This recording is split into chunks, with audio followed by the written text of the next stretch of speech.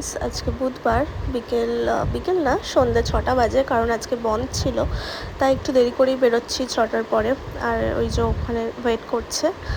তো আজকে যাচ্ছি একটু ওয়েস্ট সাইড, তো যাওয়ারই ইচ্ছা আছে। তো তার আগে যদি জুডিও একবার যাই তো যাব, তো তার জন্যই বেরিয়ে গেছি। পুজো তো সামনে চলেই এলো, তার জন্য তো শপিংও শুরু করতে হবে। আর আজকে ওর টি শার্টটা আর আমার টপটা স্ট্রাইপটা একই হয়ে গেছে, তো চলে এসেছি জুডিও। যাচ্ছিলাম ওয়েস্ট সাইড, চলে এলাম জুডিও একটু ঘুরে তারপরে ওয়েস্ট সাইড যাবো। তো আজকে দেখে মনে হচ্ছে জুডিও অনেকটাই ফাঁকা, কারণ আজকে যেহেতু বন্ধ ছিল সেই জন্য সেরকম কেউ আসেনি। তো চলো, তো টুকটাক কিছু জিনিস নেওয়ার ছিল সেগুলো নিয়ে নিয়েছি। তো এবার বিলটা করিয়ে যাব হচ্ছে ওয়েস্ট সাইডে। আমরা এলাম ওয়েস্ট সাইডে, চলে এসছি ওয়েস্ট সাইডে। সেল চলছে, সেল। অ্যাপ্লিকেশন দিতে দেখানো, হ্যাঁ অ্যাপ্লিকেশন দিতে দেখানো আছে যে এত কিলো। বেশি কথা বলো না, buy one get one free. হ্যাঁ সেই জন্যই তো নিয়ে এসেছি তোমাকে। তো সব কাজ হয়ে গেছে, আমরা চলে এলাম হচ্ছে খেতে। যাওয়ার ইচ্ছা ছিল নিউ টাউন কফি হাউসে, বাট অলরেডি এখন 7:30 বেজে গেছে, আর ওটা 8টায় যেহেতু বন্ধ হয়ে যায় সেই জন্য আর গেলাম না। এখানেই একটা ধাবা টাইপের আছে, নিউ টাউন ধাবা, তো এটাতেই গেলাম।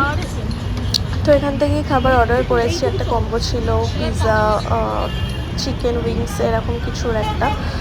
তো 8 ঘন্টা করে বসে আছে, আমাদের খাবার দিচ্ছে না, এখনো বানিয়েই যাচ্ছে, বিরক্তি লাগছে, আর ভালো লাগছে না, খিদে পেয়ে গেছে। কি দেবে? ওই যে আসছে আসছে, ও আসতে চাইছে না, he is not willing to come. Just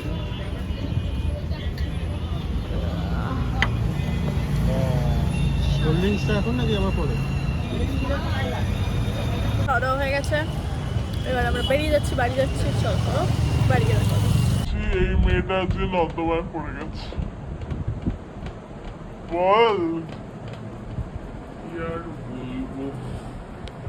মানে এরকম ট্র্যাজেডি আমার সাথেই হয়। লিটারালি কিছু বলেনি। আমি পরিষ্কার রাস্তা দিয়ে হাঁটছিলাম, পরিষ্কার রাস্তা হাঁটতে হাঁটতে ধপ করে আমি সাইডে যে ড্রেনগুলো হয়, কেষ্টপুর ওই খালপাড়ের ওই সাইড গুলোতে ওটা ধপাস করে ঢুকে গেল আমার একটা পা। লিটারালি মানে কিছু বলার নেই আমার। আর পুরো আমার হাঁটু অবধি পা ঢুকে গেছে ওই কাদার মধ্যে, হাঁটু অবধি। তারপরে উঠে আমি দাঁড়িয়েছিলাম, তারপর উঠে দেখছি আমার পা পুরো ছড়ে পড়ে গেছে, ফুলে গেছে।